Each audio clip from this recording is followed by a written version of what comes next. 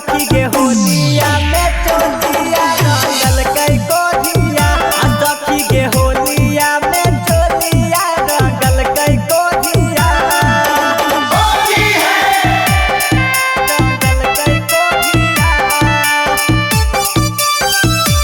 सखी गे होलिया में चोलिया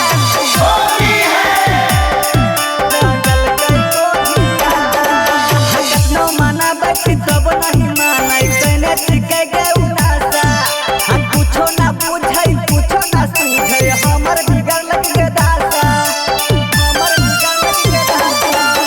कतनो माना बैठी तब नहीं मानाई तने टिके गे उदासा कुछो ना बुझाई कुछो ना सूझे हमर बिगड़ लग गे दासा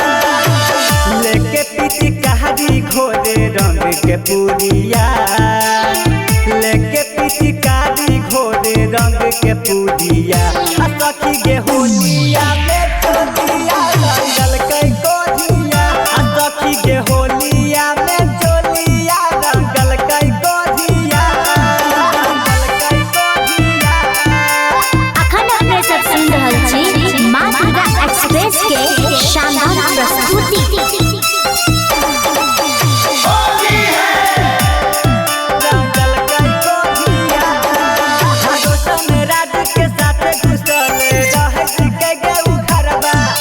एकरा से नीक होली खेलै छै अह जय रानाई अरबा अह जय रानाई अरबा हमरा चुचुन के साथ घुसल रहे सिके गे उखरबा एकरा से नीक होली खेलै छै अह जय रानाई अरबा संजय सुभाष जब करे छै जोड़िया संजय सुभाष जब करे छै जोड़िया सखी गे होलिया में